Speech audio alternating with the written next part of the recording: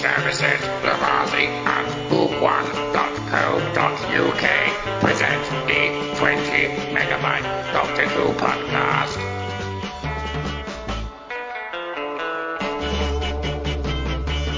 Hello and welcome to the 20 megabyte Doctor Who podcast, episode 601. I'm Adam, and smile. Here's Debbie Melrose. Yes, Debbie Melrose. Yes. Stop trying to keep me out of trouble. No, can you do the quote though? And Kirby Bartlett Sloan. I met an emperor made of algae once, and I'll say algae, not algae, the way Capaldi says it.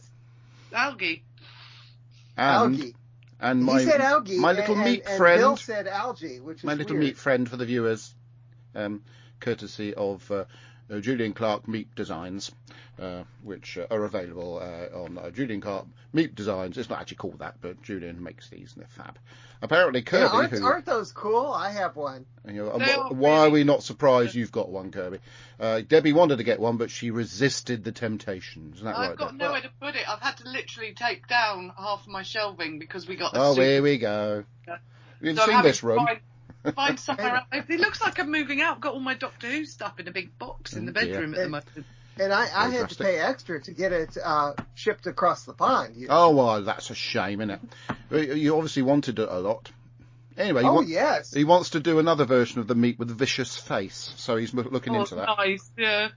Okay, stuff coming through on the live feed on the 20 megabyte Doctor Who podcast Facebook group, which you can join. At the top, we've got Lillian, surprise, Lillian Robin. Hi. Is that how it says? I don't know. An H and about 6 eyes. Hi. Terry Miles, good evening. Good evening, everybody. Lillian Robin, good afternoon, Terry. Terry Miles, sorry, forgot about the time difference. Lillian Robin, 5 hours. Then, hi, Neil. Terry Miles, the football will be starting soon then. Neil James, hi 20 megabyte podcast beauties. I finally caught up with Capaldi. Yee-ha. Kiss, kiss, kiss, kiss, kiss. Yee-haw! And then, good evening, Lillian.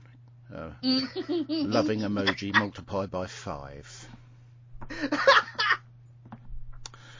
Okay, right. So interesting that he's using emojis because that's very topical for this week's 20 megabyte Doctor Who podcast review.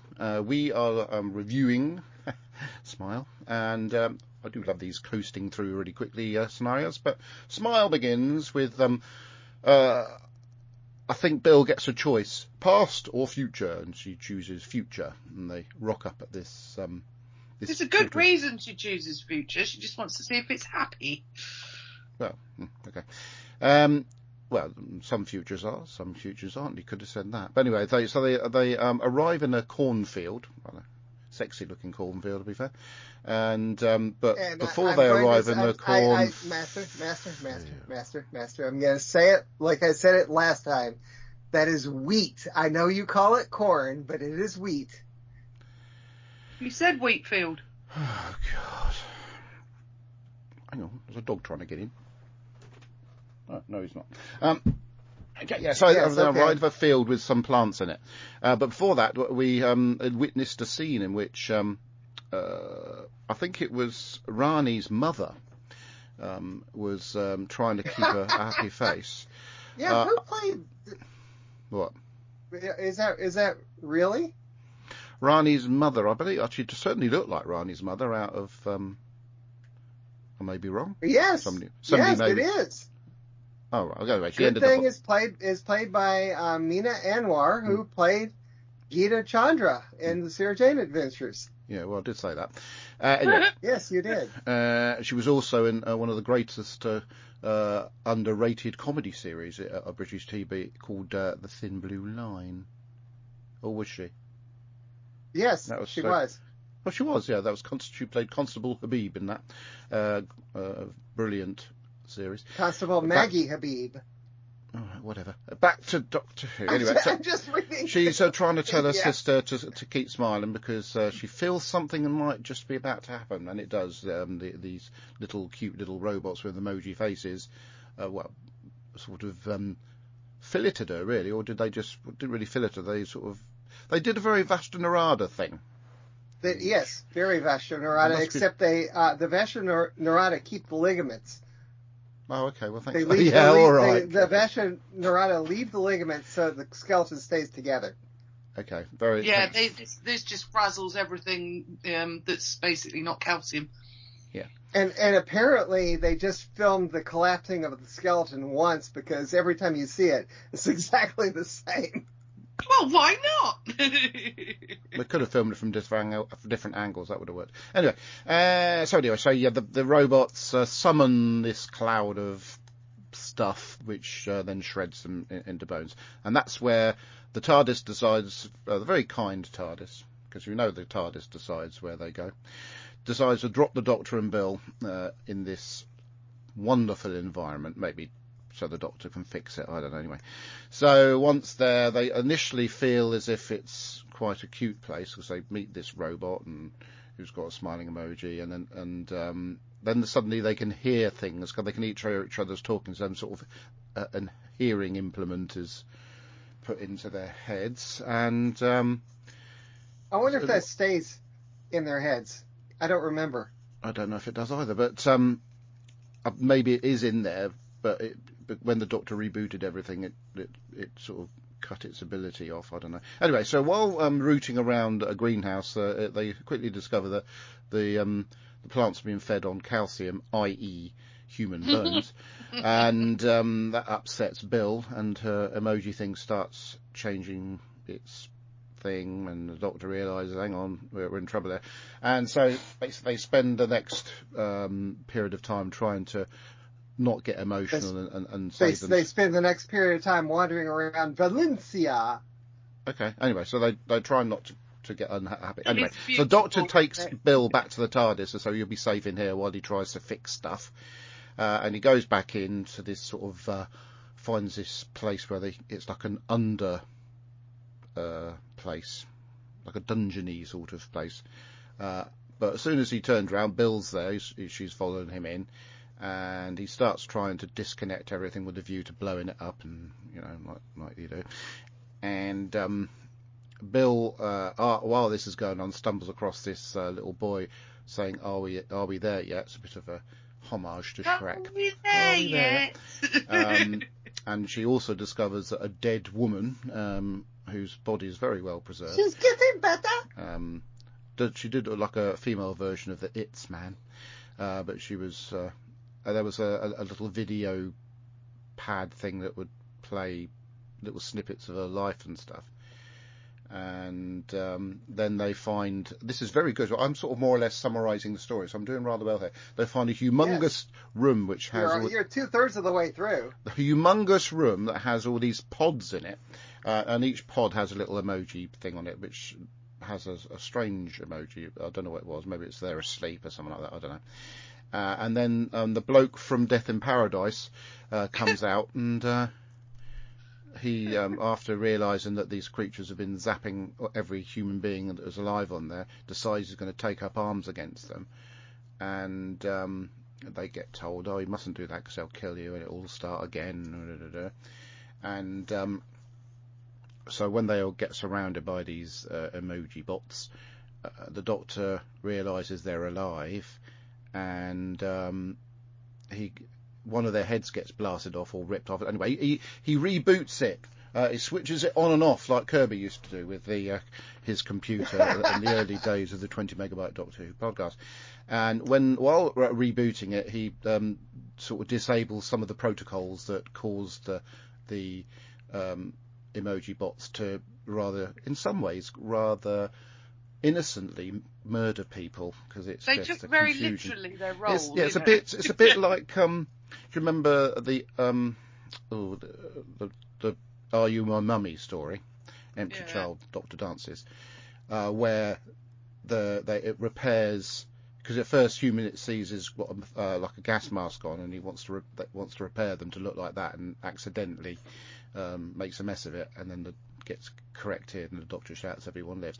Everyone doesn't live at the end of this story, but it gets fixed by the Doctor, and the emoji bots are okay, and Doctor and Bill go back to exactly the point in which they left, because we find out at the beginning of the story that the Doctor isn't supposed to leave Earth because he's made a vow to watch over Missy. I mean, whatever's in that vault.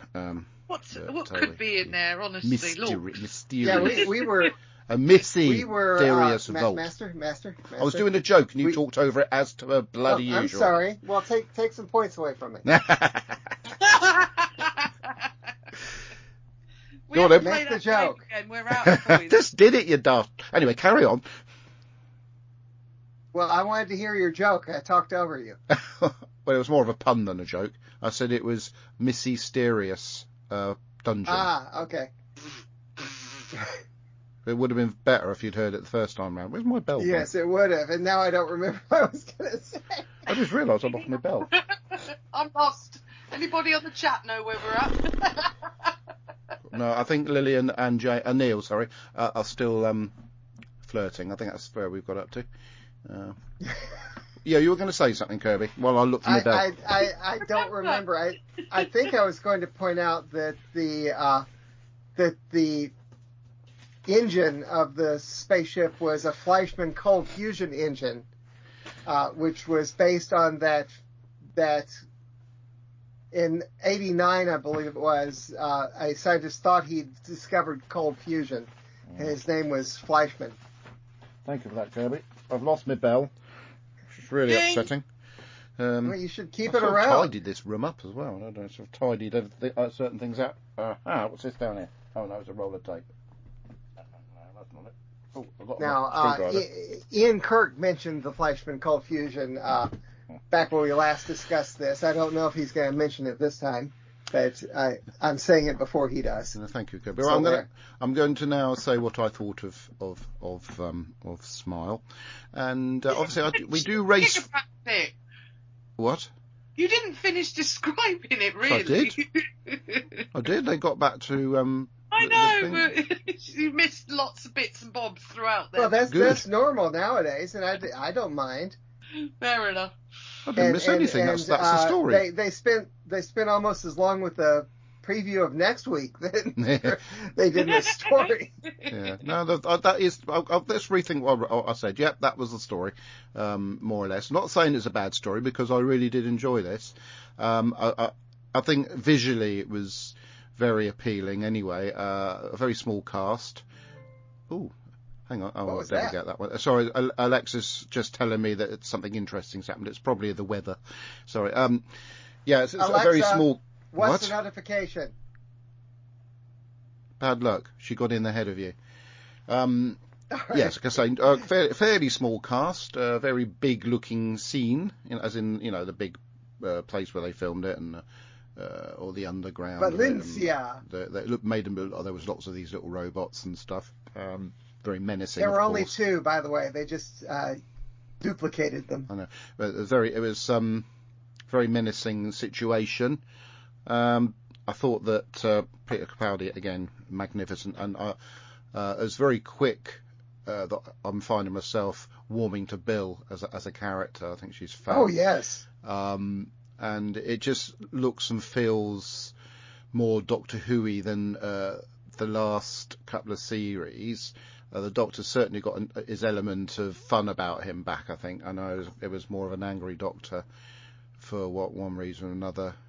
Maybe after Clara's death, I don't know. I think he's not so immediately on a mission. No, he's very much. I think the 12th Doctor's initial appearance, he was a bit grumpy.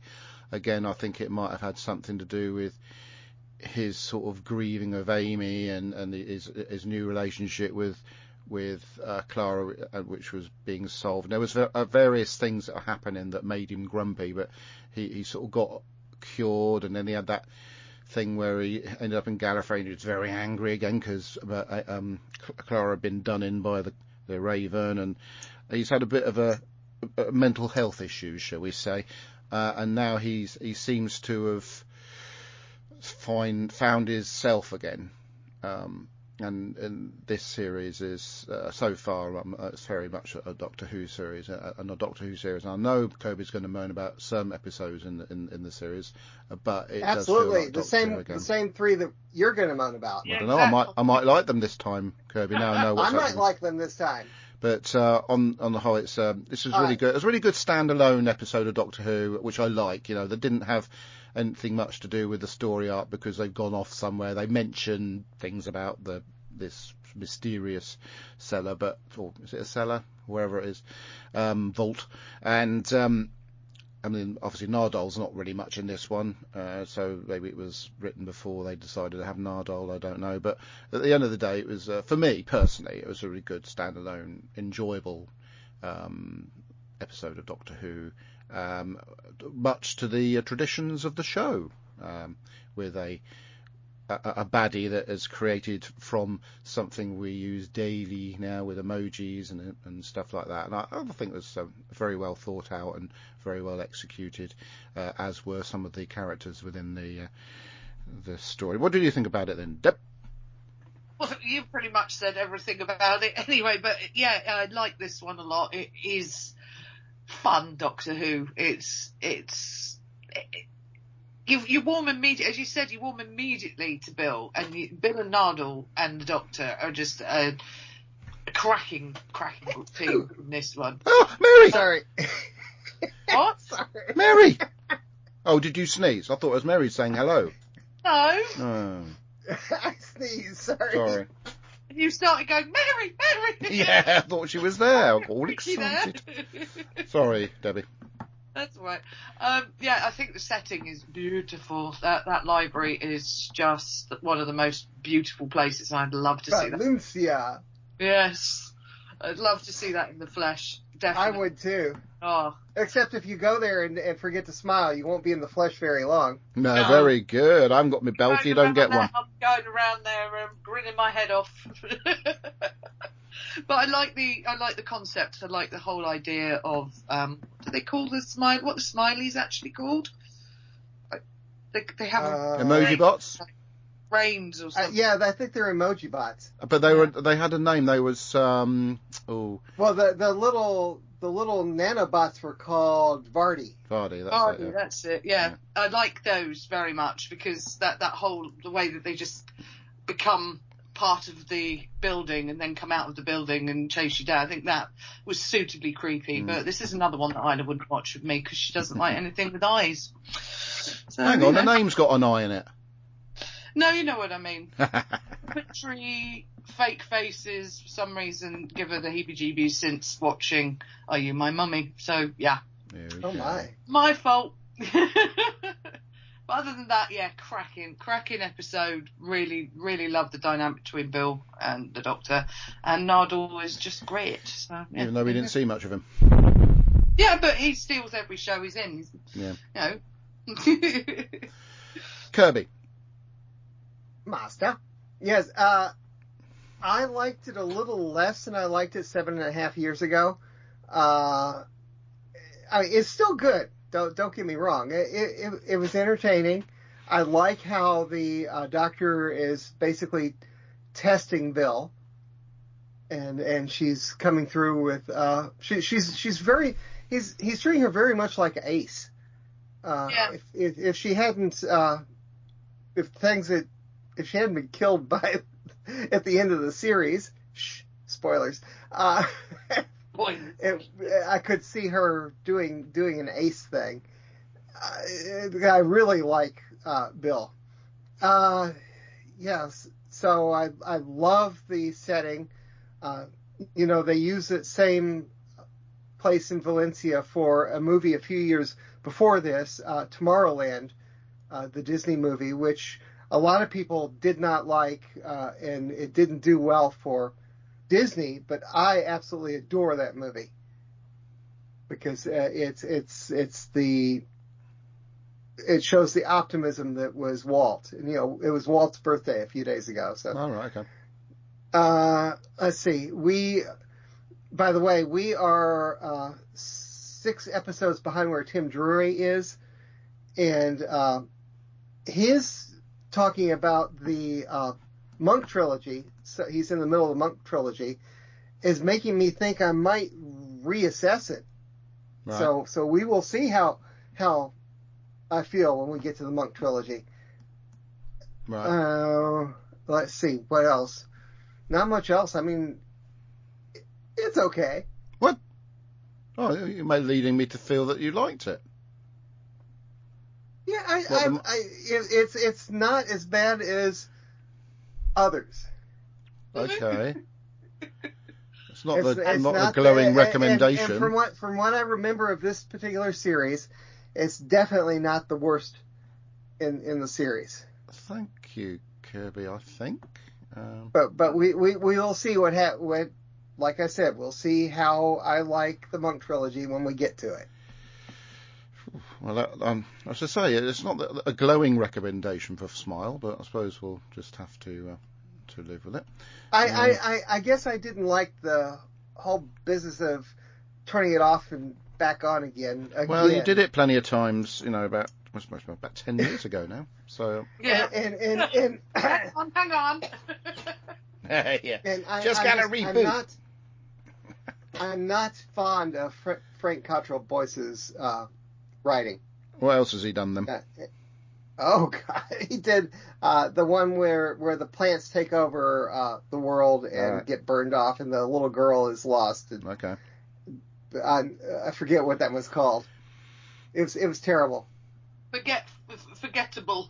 Episode called Forgettable. What was it called? Here, I'll tell you. Just something, wasn't it? Okay. Are we waiting for you to tell us what it was called, or? Yeah, yes, we are. Oh, yeah. Yeah, hang on. Let me go back. What reboot? Oh. Hang on.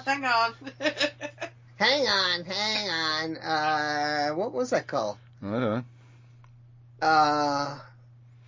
I can't play lift now. music That's because weird. my computer's running a bit slow at the moment. Oh, in the Forest of the Night.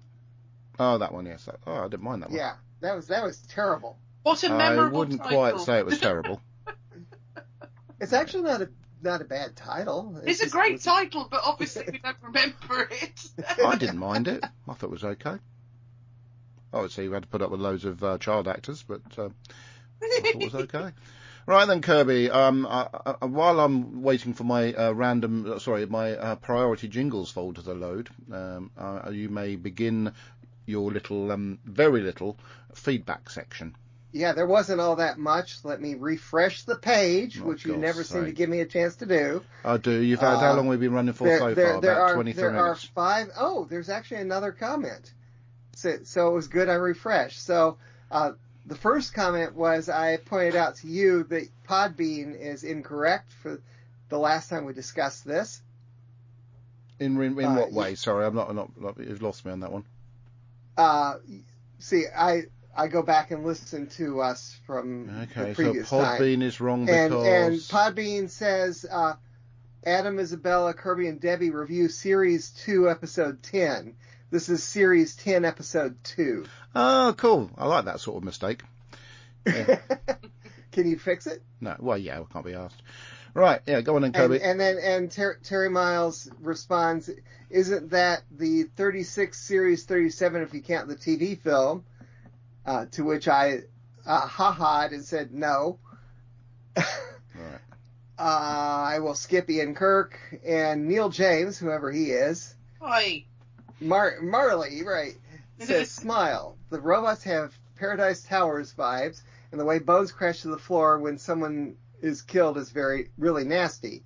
It's a solid story, but lacks any standout guest stars, and I lose interest towards the end. But the Doctor and Bill are simply wonderful together. Finally, a magic haddock. 3 stars out of 5. Did you say magic haddock? Yeah, haddock. Yeah. It's part of the plot. He kept saying it 28 times through the story. I'm sorry. We are touchy today, aren't we? That was other things I liked. I did like the fact that there was Happiness Patrol vibes to it. Okay. The whole smile. That's be a happy. very, very good point. Anyway, you earlier on... Did I get extra points? No, I haven't got my bell. It's here somewhere. It's just buried under a load of photography magazines, I think. Anyway, Yeah, so Kirby, you were saying earlier on about the Monk. Is it the Monk trilogy? Yes. Was that what you were talking about? Yeah. Yeah. So who was talking about that? Tim Drury. Tim Drury. Oh, okay. Go on then, press play. Go on. I told you my computer's running really slowly, so I'll have to do some filling. Well, you should get a new one. Did you press that like 20 minutes ago? when it Yeah, was first I was trying to written? time it. Yeah, didn't quite work how I wanted it And to. he tends to at least tune in to us for a few minutes. I guess he didn't. Who does? Tim. He's probably busy. No.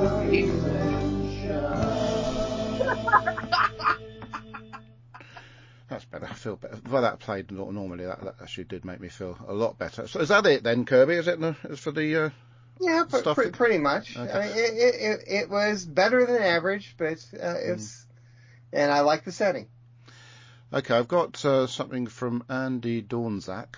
I can't understand what it says. Before I play it says, Long time no speak, Adam.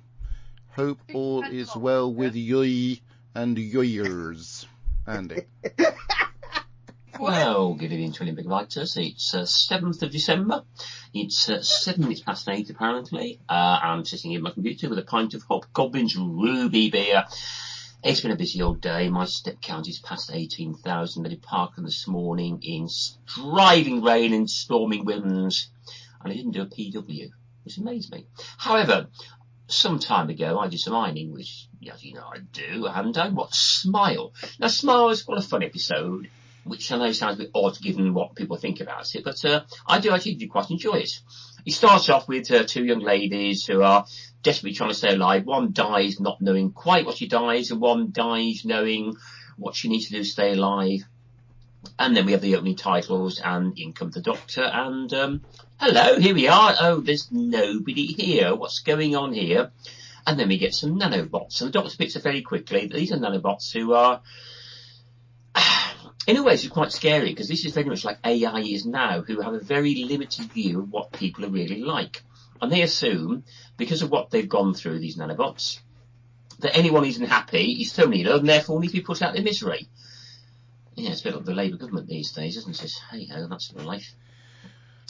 Anyway, the doctor keeps smiling, keeps smiling, and that's why I talk like that. And keeps smiling to try and work out what's going on. They actually get onto the colony crew, and they realise that the colony crew that they expected to come is actually already here, and they need to do it very, very quickly. Otherwise, they would have come out and say, "Hello, oh my God, my parents are dead. Oh God, you're dead as well," which would not be a good idea. And of course, the colony crew themselves were revived. I mean, quite understandably, they're a bit miffed, aren't they? My God, I mean, wouldn't you be if you'd sort of found out that all your parents and your grandparents and your siblings and everything have been killed because by a load of nanobots, right, let's kill them. Except you try and kill them, they don't quite understand it, and they try and kill you even more, and it's a vicious circle, and it's, we're back to the Labour movement again, aren't we? A little bit of politics there. Sorry, folks, I will now stop doing that because that's inappropriate. However, the doctor actually manages to persuade people to understand what the bigger picture is, and I hate that phrase. I use it at work all the time. It's crap. But it gets them to understand the fact that these nanobots have actually, they're following the program too clearly. And they think that's the issue. That's what computers are like. And again, this comes back to what flip me. I'm not just drink honestly, Adam. AI is really like, because AI takes things literally. And that's what these nanobots are doing. The only niche is people are unhappy because they're unwell. If they're unwell, there's no cure, therefore, and that's of course, this is actually very appropriate again now, because this is a dying thing, and I'm not going to talk about it. I have many views about that, but that is not appropriate here. But you manage to get to understand, and it goes for the old switch it off and switch it back on again, and it works. Will it work in the future? It always works. I know not. I mean, this is the interesting thing, because it's, the Doctor, in a way, has left this story halfway through, because he's actually managed to get people to understand that the nanobots are only doing what the programming tells them. The nanobots, they're doing their programming, but who knows, will it go wrong again? And it's one of those things, well, of course we'll never know, will we? So there's a lot of analogies. It's really appropriate sometimes how we're looking at these stories now. Say, again, about AI and the assisted dying, how it is so appropriate and how it does really make you think. And I think this is where Doctor Who really comes into its own, by setting a topic, a thought pattern going. You think, blimey, there's more to it than that, and it's, where you see Doctor Who on two levels. One, it's entertainment, which of course it is, and two, it does make you think. Sorry, I've got very, very deep and meaningful there, which, well, that's me, I suppose, isn't it? I'm a bit weird at times anyway. But anyway, it's been great talking to you again, and hopefully we'll talk again soon, and until next time, I'll be seeing you. Thank you, Andy. Andy. Okay, Debbie, I'll send you over something from... I could barely understand him, but I'll just go back and listen to it when you post it. Traditional. Yeah, but unfortunately my speaker's over here and it's charging, Kirby. I don't know what you expect me to do. I'd say I'm going to disconnect it from the charger, I suppose. We'll do that. He sounded very... No, you don't need to do anything. I've disconnected it from the charger. There we go. I'll put it up there. You don't need to do anything. Just really... No, I've disconnected from the charger. Carry on. But he just won't listen to us, will he? No. That's part. She's called Debbie, not Willie. Go on, Debbie. I mean, yeah, it's you, Debbie, isn't it? Yes. You got some I have some feedback to read. Yes. Yes. What an idyllic world! Robots running everything, even building the structures. The City of Arts and Sciences in Valencia, Spain, is a beautiful building. Hear, hear. Isn't that Rani Chandra's mum, Geeta, Meena Anwar? Well, she didn't last long. Mm. The Doctor and Bill will sort out all the little metal emoji bots. This story is a good tale, shame about the reset. Yeah. Isn't that D.I. Neville Parker toting a rifle? It is. Some odd quotes. Bill, why are you Scottish? Doctor, I'm not Scottish, I'm just cross. Yeah. Doctor, do you know why I always win at chess? I have a secret move. I kick over the board. Doctor, what's the opposite of a massacre? Bill, okay. What, Doctor? In my experience, a lecture. Bill, hang on, I'm being thick. I can come with you. Doctor, took that long to think of photographing it?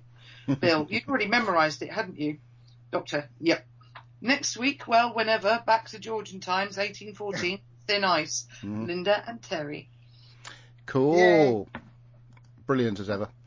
Right, so we've got this.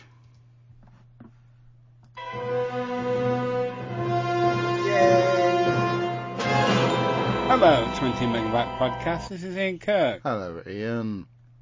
Smile by Frank Cottrell Boyce.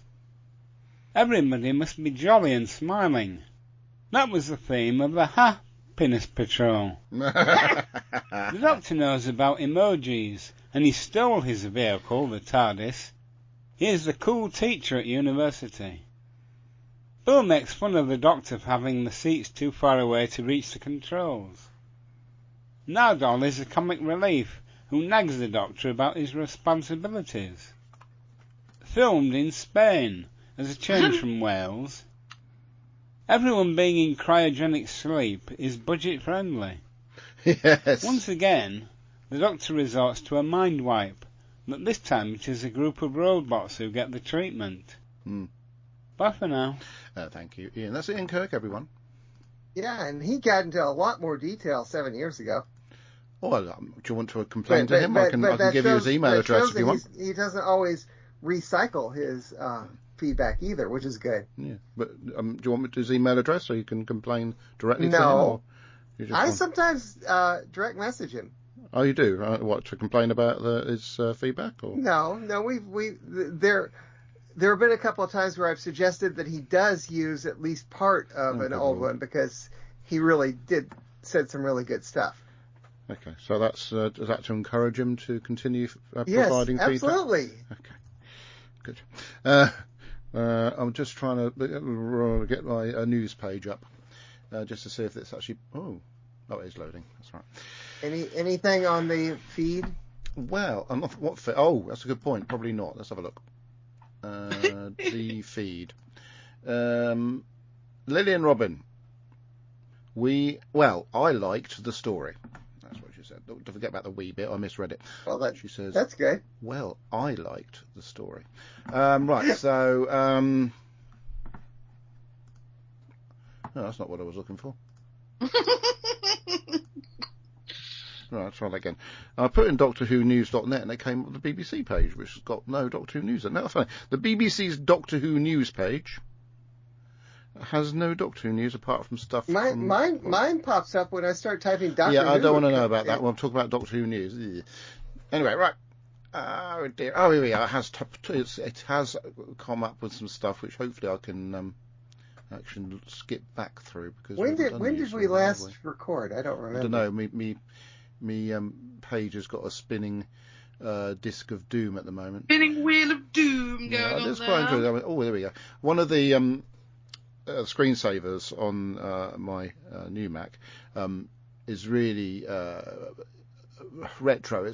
It shows, because I used to use really old Macs back in the day, but even the Mac 2, the little box one that appears in Star Trek, The Voyage Home, when Scotty cracks his knuckles and uses the keyboard and the mouse. Remember that one? It's a Star Trek Yes. movie. Yeah, that Mac, I used to actually use one of them within the business I was working for at the time. And the graphics on it are very iconic. Iconic? Icons! Iconic? Iconic icons! Anyway. And those graphics they used for quite a while, to be fair. And the little apps they used to have, like calculator. And so the screensaver on the current Mac is little renditions of those iconic icons from Apple back in the day, which are really quite cool. Iconic icons, how clever. Yeah, I made that up. You can't. It's copyrighted. Why is that door swinging? But anyway, what did I get up to? Master. No, I nearly got started then. I Yes? have a Mac SE in the attic. I don't know what You would might happen have to sell if I that. turned it Because on. actually, they're collector's items, old Macs. You know that, don't you? Yeah, I know. Pardon? Should I try and sell it to someone? You look it up on eBay, and if it works, you'll probably find that you might get more a handsome amount of money. Old Macs, especially the Mac 1, Mac 2, those little box ones. They're quite. If they work, they're. Yeah, it's one of the box ones. Yes, and Yeah. I think that it's one of the ones where if you take the back off, the back has all the signatures molded into it. I wouldn't know. I never took the back off. I never had one that I owned. I used to use it professionally, and that was in the day when back in the days, I actually went to a class for how to repair them. So I am familiar with the single unit Macs. Cool. So. Well, it's interesting that they went from the single unit Mac to the separate hard drive Macs when they moved up to the Power Macs and stuff like that, and then they went to the iMac, which was looked like a fruit lozenge. They had a range of those. Oh yes, iMacs. I remember those. And that was going back to the single unit Mac. So which you could add Are we peripherals meant to to be stuff like talking that. about Doctor Who? We are. I'm just filling. No, this is the 20 megabyte Mac podcast. No, I'm just filling because I was waiting for page to load, but I just felt I quite enjoyed looking back at those graphics that I used before the kids were born. It was, Vintage archaic graphics. Yeah, they're really quite cool. Some of which have been I hate modernised. going to museums and seeing PlayStation 2s in cabinets. Well, you say about PlayStation 2s. Owen, my potential son-in-law, sought out a PlayStation 2 to play on because he loves it so much, loves the old games on it. All right, then we've got stuff came through. Wait a second. Potential son-in-law. You mean Amy fell down to the ground? Is actually looking at serious relationship? She has been for ages. She's a lot older. Okay, well, I don't know her love life. She's been with Owen for 2 fantasy cons. So that's quite a commitment, I think. Isla's that was your fault. I lost my link. Isla's been with her boyfriend Owen for nearly 6 years, and they're both 14. That's sweet. Anyway, so we got the 22nd of November. I don't know if I reported on the ultimate. This is Daleks, the Ultimate Guide. If I did, I apologise. But there's a book out or a magazine. Oh, it's a Doctor Who magazine. It's from the makers of Doctor Who magazine, and it looks at various different sort of versions of Daleks over the years, which is actually really cool. Because I've got one in my shed. I bet that's not in there. Watch along boom for Doctor Who Day. I didn't see that because I didn't see that either. I may have sort of said Happy Doctor Who Day to people, but I don't think we did a show around that time. Maybe because I was sort of thinking about going up to London and meeting Shruti Gatwa. Oh, they did it on X, and I deleted my X. I don't like X. I think I'm considering leaving X, but I haven't. So yeah, I left X completely. Today marks the 61st anniversary of the launch of Doctor Who on the 23rd of November 1963. To mark the birthday, the BBC studios are inviting you to watch, or were inviting you to watch, to a watch party featuring Series 1, Series 40 story, Series 1 Season 40, what does that mean? Boom, alongside Stephen Moffat, who wrote it. I don't know if anybody did that. I certainly didn't. Oh, they've done a colorization of the War Games. That looks really quite cool. I haven't seen it, though. And they're going to shorten it, too, which I don't particularly like shortening it, because when I've seen... The first time I saw the War Games, even though it was however many episodes it is, I was riveted. Yeah, me too. And it's got Rudolph Walker in it, too. No, it's terrific. The fact that it was so many episodes did not bother me at all. And they're shortening it down to 90 minutes, which I don't like. How the bloody hell can you shorten that much stuff into 90 minutes? I know. Anyway, so we're talking on the subject Why of... shorten it? That's the thing as well. Why shorten it? Exactly, it's a brilliant story. But the War Games in colour... For modern audiences who don't understand. Is it a BBC official? Because it says it's on YouTube. BBC Studios have announced that they're BBC doing 4. It's going to be shown on BBC 4. I've got the colorized Dalek story, which I haven't watched, by the way. I just want to keep it. I started to watch it, and I didn't like how they did the music. What, on the Dalek one? The Dalek one. So when is this coming out then? It says BBC Studios. Christmas. Oh, Christmas. So I'll be on BBC 4. I'll have to keep a look. Debbie, remind me. We're going to be really busy watching stuff because the new Wallace and Gromit is coming out. Oh, yeah, I'm looking forward to that. That's on Christmas Day, that is. Yeah, absolutely. So the Christmas episode it's nice to have a Christmas episode back on the bill. It's Joy to the World, and it features the stunningly beautiful Nicola Coughlan, and some bloke called Shooting Up to her, and one of my buddies now. And looking forward to that. I've seen a clip that was on Children Need, and it looks really, really fab. And there's a trailer out as well that's got more than that. Okay, well, I look forward to watching it in a couple of weeks' time. Doctor Who magazine. And did I comment? Had the Children Need come out last time we spoke? Because they actually made the T-Rex closer to the real size of a T-Rex, which I yes, you did comment on that, yeah. Okay. And Doctor Who magazine features my old buddy. It's still too big. What? What did you say? I said the T-Rex is still too big, but it's closer. It's close. The T-Rex from Capaldi's first episode would have broken its legs under its own weight. Yeah. Doctor Who magazine 611 features my old friend Shooter Gutwa on the cover, holding a paper that says "The Timey Wimey." I presume that's a paper that potentially appears in the episode "Joy to the World," featuring the beautiful Nicola Coughlan. So yeah, I'm looking forward to that. And I'm hoping at the end of the episode there'll be a little preview for Series 2.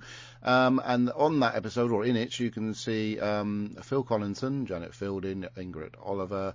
Not see them, they're in it, in the magazine. Joe Martins. I've met some of these people. I haven't met Ingrid Oliver yet.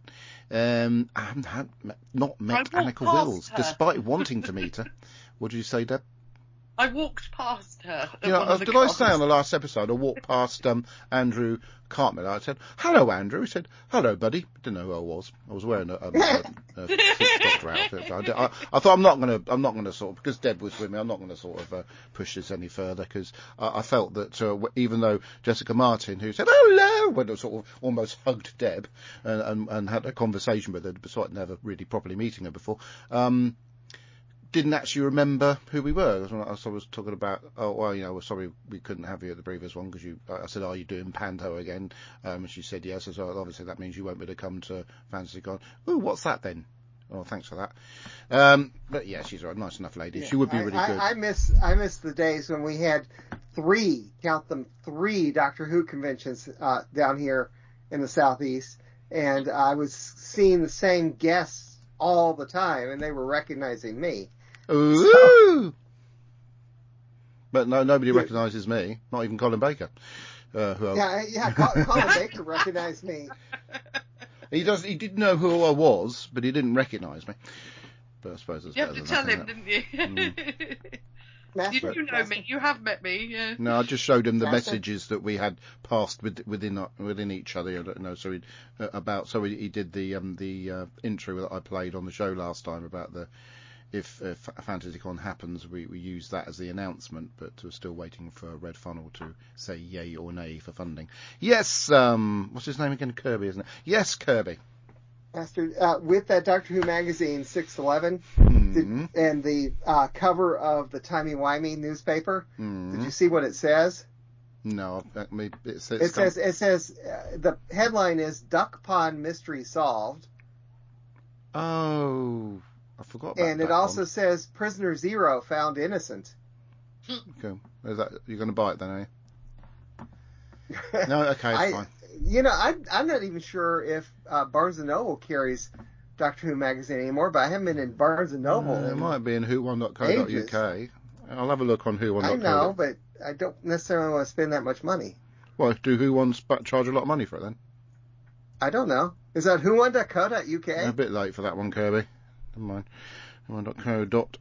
I'm putting a comma instead of a dot because my keyboard is so dirty I couldn't see which one was the comma and which one was the dot. I don't know how much it would cost for me to get it shipped over here. Ooh, with 15th Doctor action figures not as expensive as I've seen it elsewhere at $17.99, and the Ruby Sunday one is also $17.99. I wouldn't buy the Ruby one, but I certainly buy, even though I've met her. It's very nice. But I'll certainly buy the 15th Doctor one. Might have to. Oh, I noticed that we're still at the top of the who1.co.uk webpage. Ah, well, but there's been a long-term association. Coming soon. Lots of big Finnish stuff, like 8th Doctor, Time War Uncharted, Bernice Summerfield, a few of those. It's nice having a shop, an online shop you can go to, other than the Big Finish shop, to buy Big Finish products. I'm impressed. I can't see anything about books. That doesn't come out with magazines, does it? Monstrous Beauty, Brain Teasers and Mind Benders. Also Doctor Who, Brain Teasers magazines and Mind Benders. Maybe we should buy that. It's £1, so as we can reinitiate the quiz.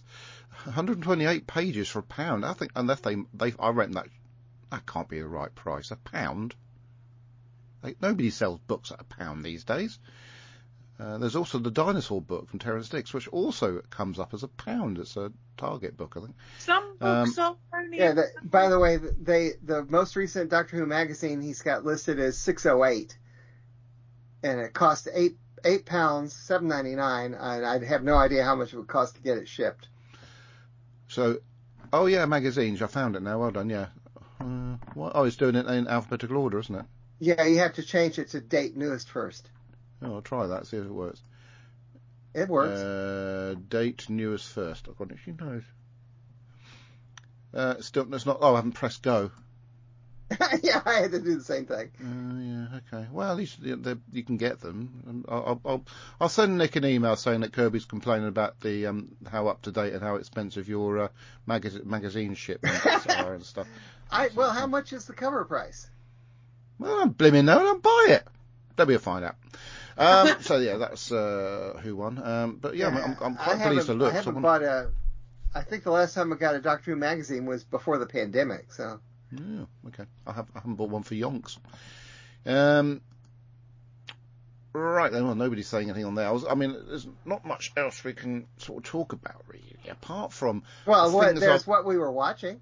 I was just about to embark on that because I did finally finish Star Trek Picard. Did I mention that last time? No. Did I? I can't remember. Anyway, I finished watching that, and I think I might have recommended that if you skip to the last 2 episodes of the series, you'll get a little sort of vibe of nostalgia in regards to the. I'm not going to do any spoilers. If you like Star Trek: The Next Generation, you'll get a massive vibe of nostalgia. For the last 2 episodes are brilliant. If you love Star Trek: The Next Generation, that's what I'm going to say on that one. I watched the first season of Picard. I haven't watched any since. I guess I need to catch up with it. Or just watch the last 2 episodes of Series 3. So also there was a movie on Disney Plus which we nearly watched all of it, and then something happened. We had to stop with half an hour left to go. Ben Stiller Christmas movie. called The Nutcrackers, I think it's called. It would seem to be quite charming, up to the point in which we stopped watching it. There's also a movie on, is it Prime, featuring Jack Black as the devil or a demon or whatever it is. And yeah, some kid writes to Satan instead of Santa. Yeah, because he's dyslexic. A clever idea. Not executed particularly well, but it wasn't enough. It wasn't poor enough for me to want to switch it off. Because I was quite intrigued with the cheesiness of it, and it actually got gradually a bit more hard hitting as the film went on. The acting got better and stuff like that, and it was okay. Some of the plot was a bit sort of see-through. I'm trying to remember what it was called. Dear Santa. There we go. It was called Dear Santa, even though he writes Dear Satan by mistake. And Jack Black plays the rather Jack Blackish type character in it. It's not the best Jack Black film ever, but as a Christmassy thing, I suppose it wouldn't be a bad hour and a half spent if you've got nothing else better to do. What else we watched? Watched Doctor Who over the last couple of days, but I've just reported on that. And I've been trying to write my pamphlet a lot, and watching things like Homicide Hunter episodes which weren't on any other sort of platform, and I found them on sort of extra sort of long episodes on Discovery Plus. Discovery Plus. So I'm really tripping over words for some reason now. I don't understand why. And what was the other thing? Oh yeah, Murder on CCTV, which I've always liked. Not watching an awful lot of drama stuff at the moment, although Deb's been watching a Flavor Tennant series written by Julie Cooper on Disney Plus. Rivals. I meant to start watching that, but haven't got round to it yet. And of course, I mentioned this a while back on Netflix. Managed to watch series 2 of Kirby's favourite show. What's it called again? Ancient Apocalypse America, I think it was called. Why do you even bother with? Why do nonsense? you love that show? Don't you love me watching it? Nonsense. Do you know he was talking about defriending me just because I watched this? No, this it was show. not. That program is nonsense, and it It's feeds absolute into nonsense. who believe in that nonsense. It's But if you listen to giving my if you validity listen to to my what they- report on it, my review of it, Debbie, you would not think for me to be unintelligent. Well, I don't think you are unintelligent. Oh yes, you do. Everybody. Since I've watched Ancient Apocalypse, I can't even say it. There you go. So that's a proof I'm unintelligent. Since I watched that Ancient and Apocalypse. given my views on the subject matter of that particular series, I make up my own what's the word? My own gleanings. You do your own gleanings. research. Gleanings. That's a He good does word. all his own stunts. But beg your pardon? No. I'm not saying. There's certainly lots of what he says that is a bit fantastical, but the places they go to in it and the archaeological things they look at are very, very interesting. But I prefer to make my own what's the word for it? Conclusions from what I see. There is a YouTube channel called Mini Minute Man who debunks this nonsense intelligently. Well, you can't He's an debunk. archaeologist. No, The guy that's is an fine. I'm talking archaeologist, about the actual. So listen to him. I'm talking about what I see on the screen in regards to the archaeology of the Amazon area in South America. If I turn the sound off, I can look at the archaeology from the air and make my own ideas up for it and be fascinated by it anyway. Don't have to listen to the chap presenting the episodes. He goes off on one. He talks intelligently for a little while about the archaeology, and it's very, really interesting. Then he goes off on these stupid ideas of travellers depositing their knowledge to other civilizations to show them how to do agriculture. Absolute nonsense. That side of things, interested in. Thank you. What I am interested in is the archaeology that is investigated through and they actually have archaeologists there that talk about very enthusiastic the artifacts they've found and the carbon dating and stuff like that. So it interests me more about America and these really old buildings that they found and whatnot, and what they gleaned from what we already know, that America was already occupied thousands of years prior to Europeans landing there. And the same with New Zealand, New Zealand's more hundreds of years. New Zealand and Australia and the Polynesian areas were already occupied before Europeans landed there. That sort of thing, fascinating. The Vikings were in America long before. Well, they were the first Europeans. So it's just, I find that sort of extended history of certain locations interesting, because Europeans like to steal history, which is unfair. Let's have the history of the people that got there first, shall we? But yeah, so that's why for me personally, it was worth watching, because he does go to some very interesting places, and we get to see the places he goes to. But his it's still inherently wrong. When he starts putting his own his own interpretations, his input, that's when it goes off track. When he's talking about what he's seeing, the factual side of it, that's interesting to me. I know when he's going off on a kilter or that, but because I'll roll my eyes and wait for the next interesting bit to turn up. And there's certainly loads of interesting stuff on there. What? I like that. I just roll my eyes and wait for the next interesting bit. Yeah, I'm not interested in his theories, because it doesn't make sense. Because it's just a theory. I'm sure you could find some decent BBC created documentaries which show the same things without the nonsense. I have my own ideas about human history prior to the Ice Age, but I don't have it. They're sort of anywhere near. Well, you're related to all of them. Just remember that. We all are.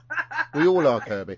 But there was a series I saw on one of the Discovery channels in Siberia with the permafrost and finding all the mammoth meat and stuff like that. Oh yes, absolutely. Yeah, fascinating stuff.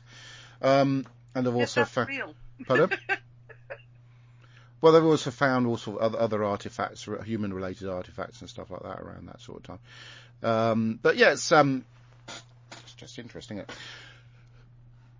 What else have I watched? Go on, Deb, because you've put me off. Because I was so enthralled about the archaeology in South America. There's a brilliant. Before I move on, there's a brilliant series on Disney Plus where this chap goes and uses lidar to just make other Mayan discoveries in the rainforest in the Mexican area, because obviously it's all buried by forest now, so the lidar strips the forest away and they find these undiscovered They've been buildings. doing that around the Emperor's Tomb in China, haven't they? Yeah, fantastic stuff. Really interesting. Anyway, what have you been watching of any interest that Not too much this time, actually. I know it's been weeks and weeks, but I don't tend to. 3 weeks. I did find a not for her, program. hasn't.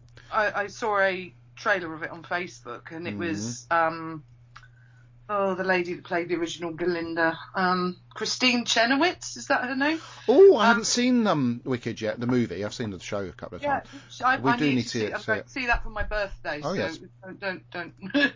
But Keeper of the Ashes, the Oklahoma Girl Scout murders, and it was a really interesting documentary because she was supposed to go to the camp that these 3 girls got murdered at, and it's like the zeitgeist from her place, her town she lived in, Oklahoma, and so she did a really good in-depth basically review of the case and things. It was really interesting, and I sort of fell into that from Facebook. But other than that, I have actually been going old school with the Poirot movies. I've been watching the original Death on the Nile, the original which I absolutely love, because it's been so wet and horrible and cold. You just want to watch something that's warm, but also, also a murder mystery, which I know everything that's about to happen. I know every line, but it's just comfort. And so I watched that, and absolutely love Evil Under the Sun. I mean, Peter Ustinov's amazing. Sorry. But that's all right. But you've got Maggie Smith and Diana Rigg tearing up the scenery together. I mean, that's what's not to love, Crimson Horror Lane, that, tie it in. And, Doctor Who, really, that's pretty much all I've done. I've just listened to a lot of podcasts and revisiting a lot of favourites this time of year, I seem to be at the moment. So haven't really watched anything majorly new apart from the odd series of murder mystery stuff that have new seasons out. It's my comfort viewing. Series. I did remember something I watched over the last week or so. Sorry to interrupt. It was a film on Disney Plus by is it Martin Scorsese called Beatles 64. Fabulous. I was going to ask you if you saw that yet. No, I haven't seen that yet. Heard about it though. Yeah, really I heard about it. I haven't seen it yet, but it's fascinating right to see the Beatles. To see the Beatles as they were. It was them behind the scenes, just being themselves and dealing with all the fandom and stuff like that, which was almost fairly brand new to them, and only like 3 months after Kennedy's assassination. So the airport name was being changed to JFK and all that sort of stuff. Just fascinating to see them as themselves, their personalities shining through. And of course, the Beatles themselves, the surviving ones, are in it. And it's also a collab between the two surviving Beatles and their the surviving wives, Yoko Ono. Well, actually, no, it's more Sean Lennon, Ono Lennon, and Olivia Harrison. So it's a total Beatles thing, even though Scorsese has directed it and picked out the footage that this chap was able to fantastically film, all in HD and everything. And they've remixed the sound from the performances that they did in that first visit to the US, including the Ed Sullivan show. So they've stripped out a lot of the screaming, because all the footage I've seen before of it, you can't really hear the band playing, and you can hear the band playing, and it's really fabulous. It's such a good film. Wow, I'm definitely going to watch that. It's brilliant. I haven't watched Let It Be yet because I so enjoyed Get Back that I thought, well, Get Back's just a massively sort of expanded version of Let It Be. So I haven't actually watched that yet. But yeah, that was just... Oh, on Netflix, I don't know if I mentioned it last time, there was a series called... Oh, what's it called again? There was a new one on there called Churchill at War, which I'm probably going to have to watch that because it looks like it's really fab, because it's number 9 in the charts. I randomly watched an episode of Star Trek called... oh, shut up. Sorry, that was the TV making a noise. Called the Adonis one, where they land on the planet and they've got Apollo, the gods there. Yes, who mourns for Adonis? Yeah, it's a fantastic episode, that one. I watched it randomly. And Master. Yeah. There...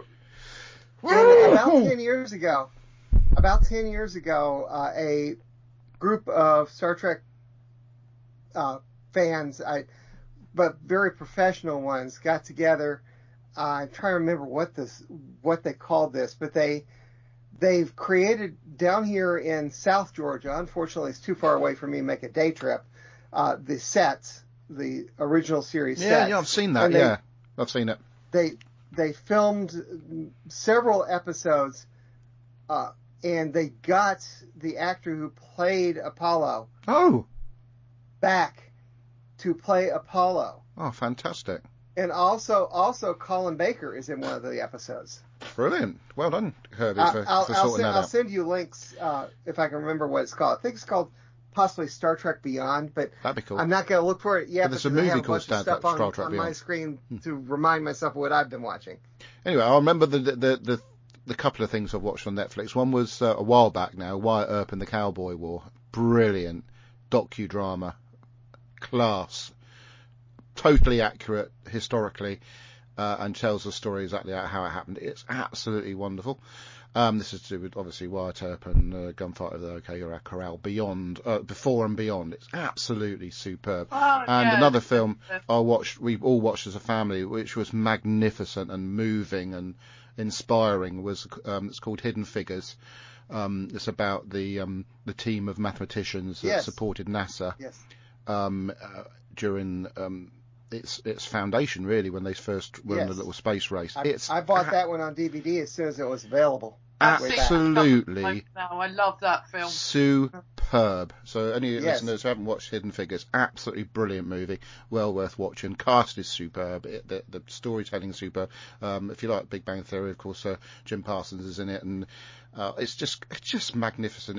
It's not bashing you over the head with racism or anything like that. It is just as it was, and these people were Right. brilliant, and Kevin Costner, as he's probably better known now as a director, it's just oozing class. It's a brilliant movie, and I'm so glad I got Netflix put it on so I could watch it.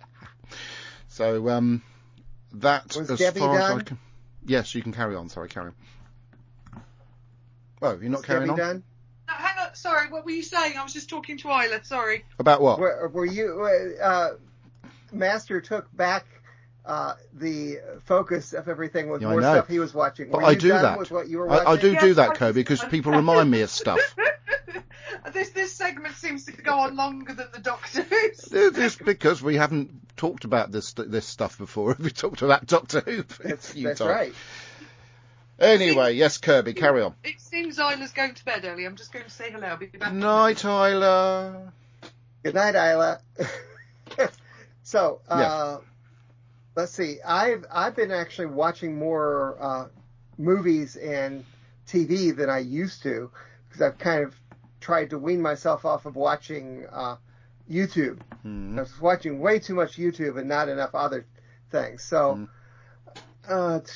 I wanted Debbie to come back to tell her about. I'm here. She's back. Yeah, one thing that I was rooting around archive.org after they came back after they had a data breach, Yes. and I found a Christmas special that I had not seen in 15 years or so that I absolutely loved. The girls loved it when they were little. It's called All of the Other Reindeer. Oh, I remember that. Yes.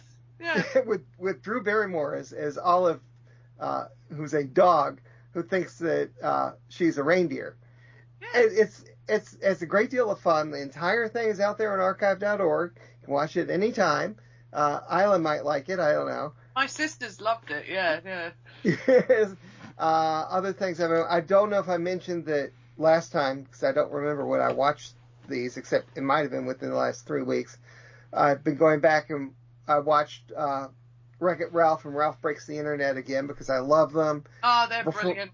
Yeah. Before I watch Deadpool Wolverine or Wolverine Deadpool, What a whatever movie it's that called, is. I'm rewatching.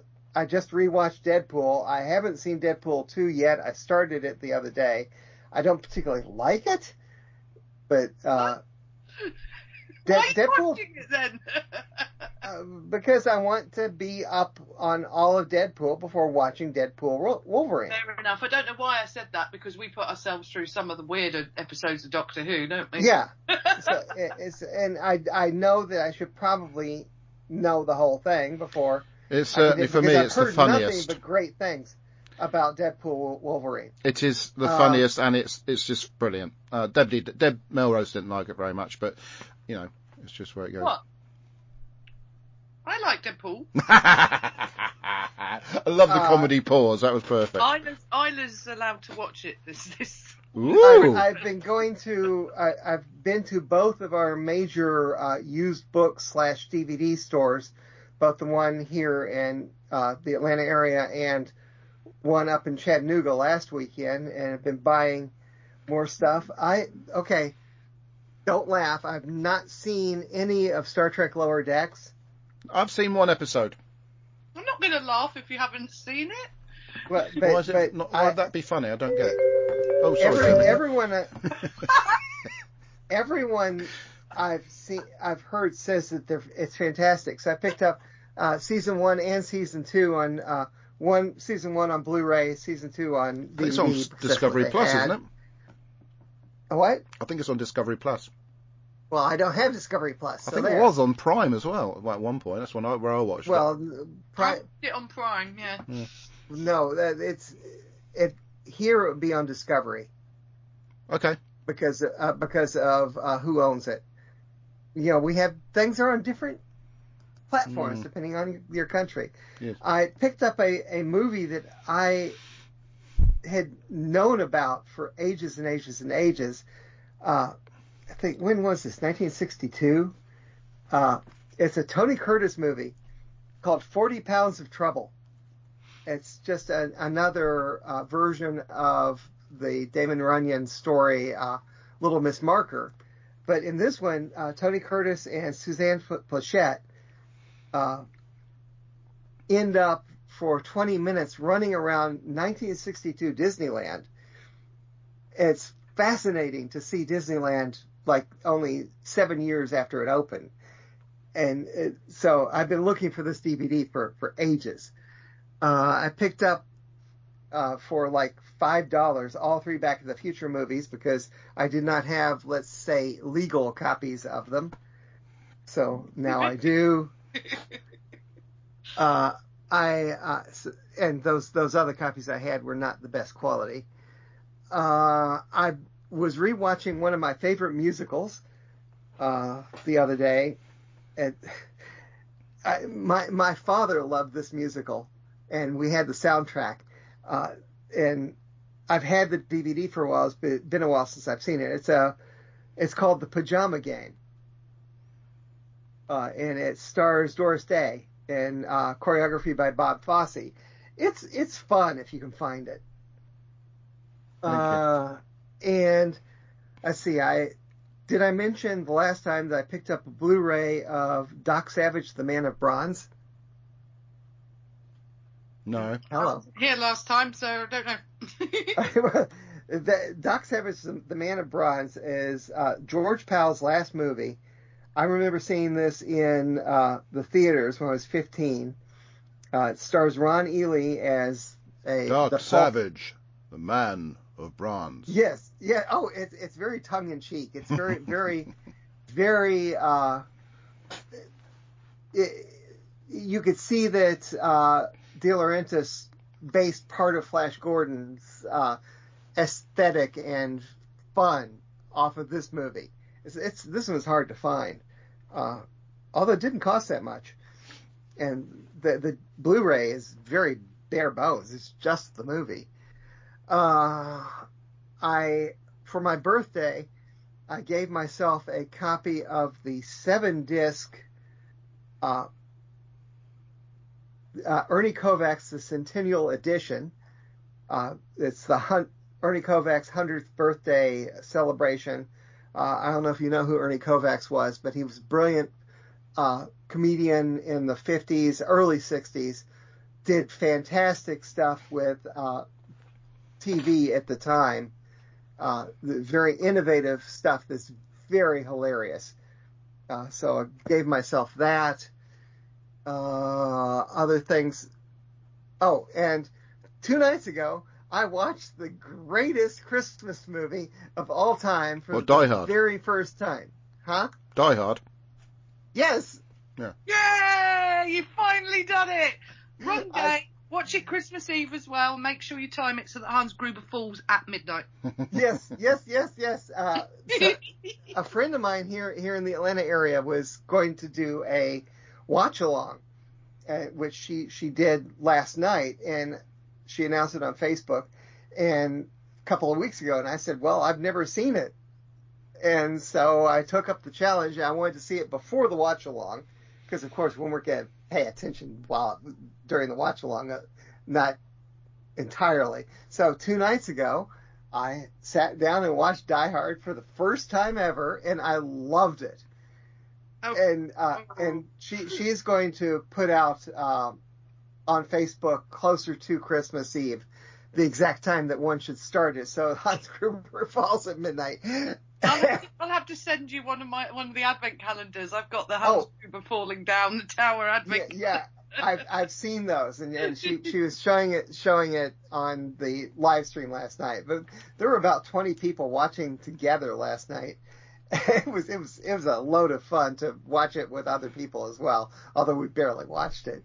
But that movie is, I did not expect it to be that good, because I'm not a big action movie person.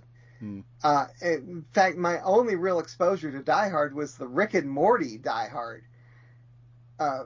2 or 3 years ago, and in that one, Summer has not seen Die Hard, which is kind of like me, and she does the whole Die Hard thing. So that was fun. I really enjoyed that. Let me think, what else? Well, that's pretty much it, but that's a whole lot more than I've been watching lately. Yeah, well done. I don't tend to do it anymore, really. I'm so busy writing or podcasting, listening to podcasts that, yeah. Well, it's interesting talking about. I mean, you said about that old footage of Disneyland from 1962. I've been waiting. There's a little sort of low standard channel on Sky, and they show old documentary footage from the early 60s. Yes, I'm aware of it. Things that happen in Britain. I can't remember what it's called now, but there was an Isle of Wight. I can't remember what it's called either. Something something about life. Anyway, I caught it initially because somebody posted that there was an episode about the Isle of Wight in 1965 on it, and I thought, oh, I missed it.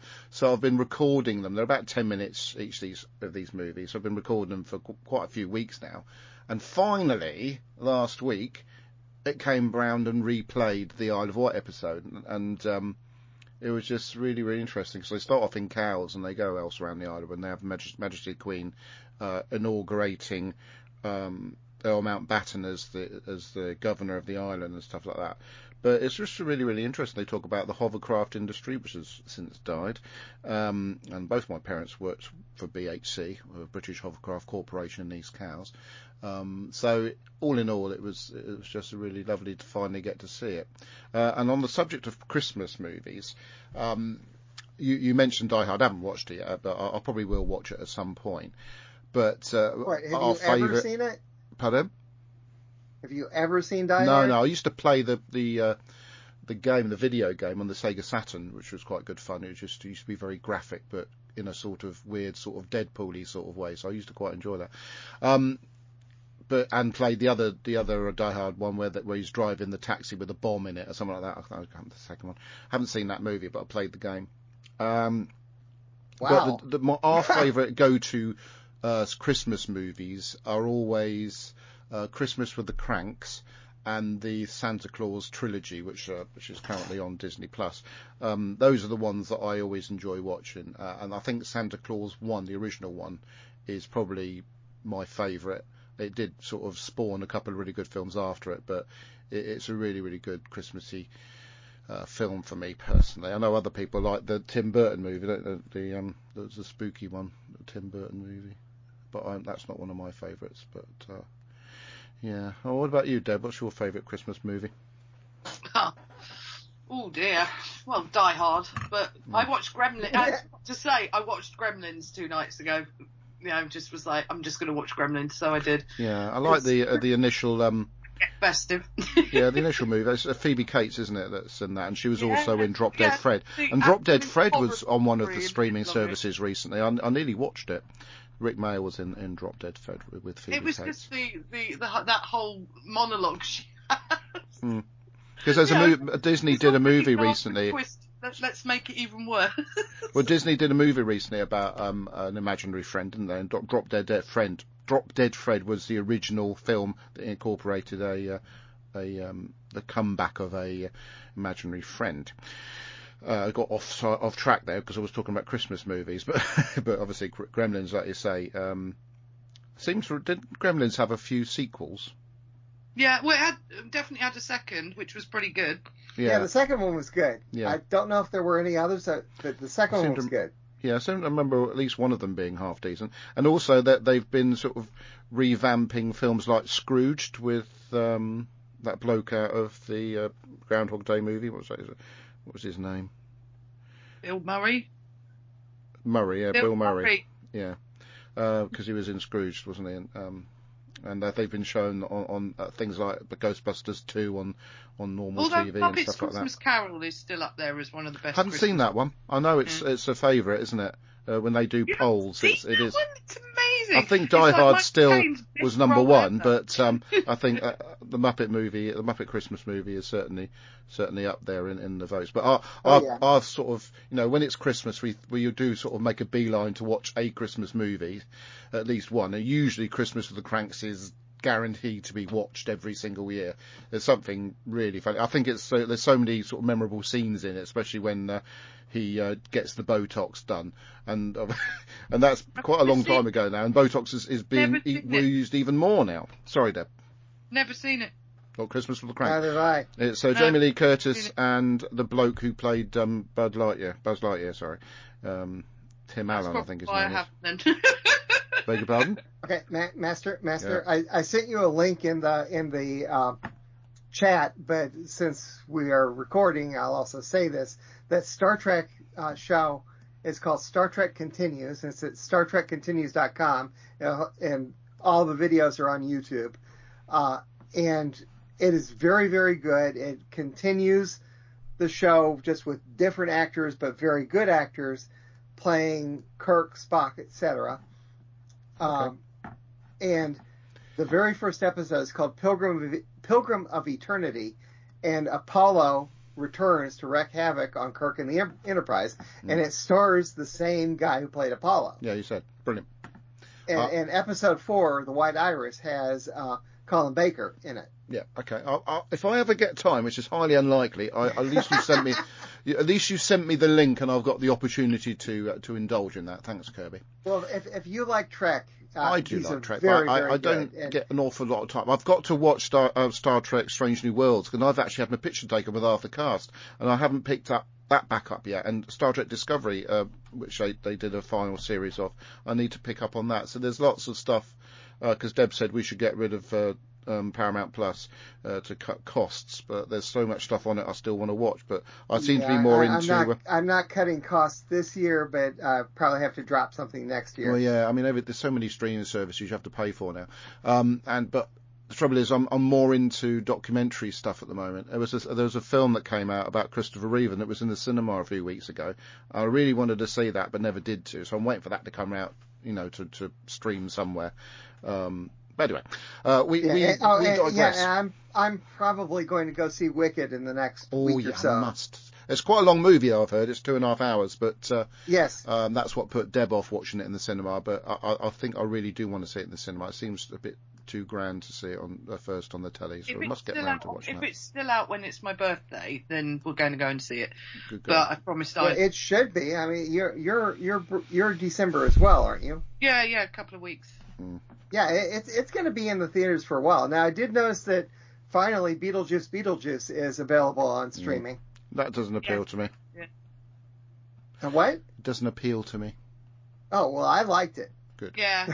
I remember seeing the original one years and years ago, but that didn't appeal to me either.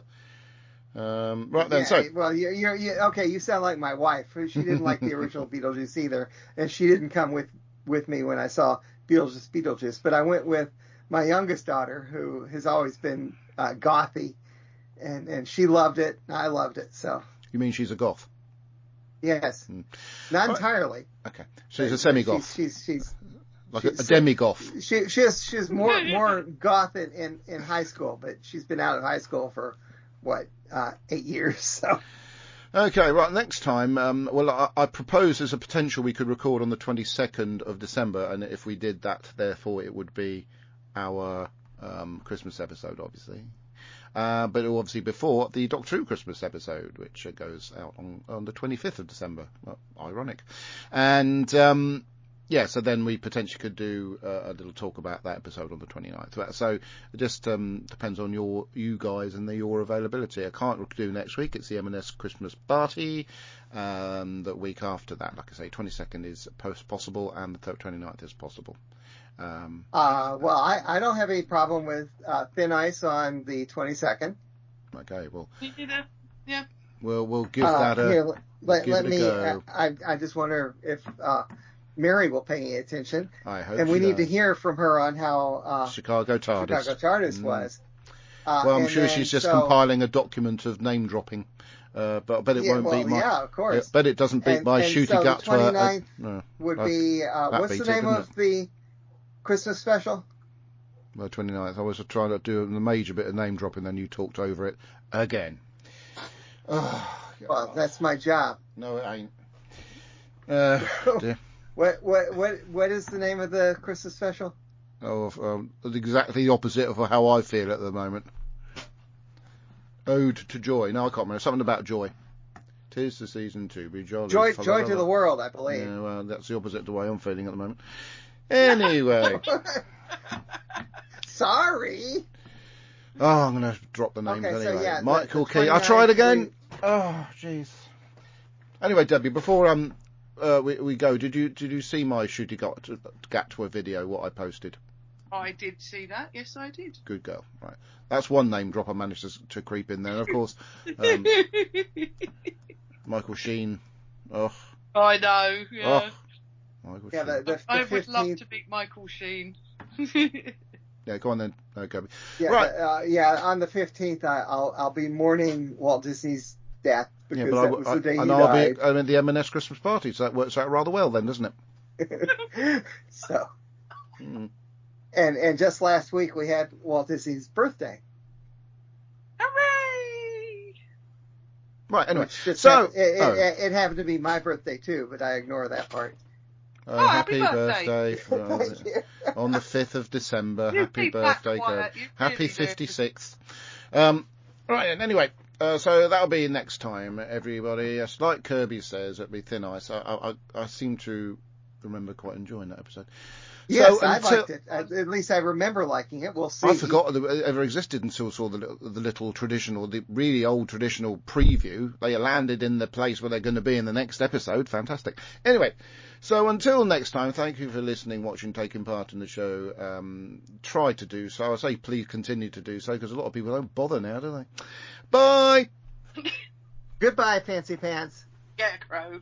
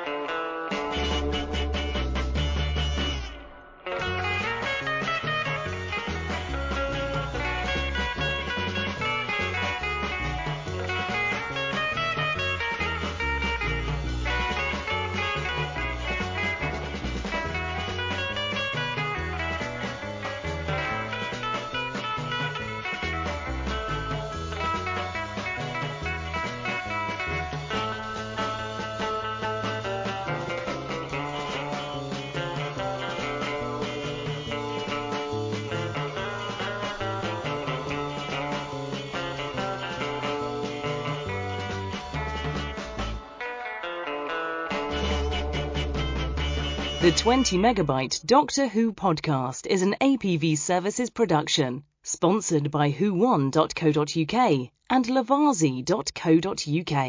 We are proud members of the Doctor Who Podcast Alliance. Doctor Who is a trademark of the BBC. No copyright infringement intended. The music on this podcast is covered by limited online music license from PRS for Music.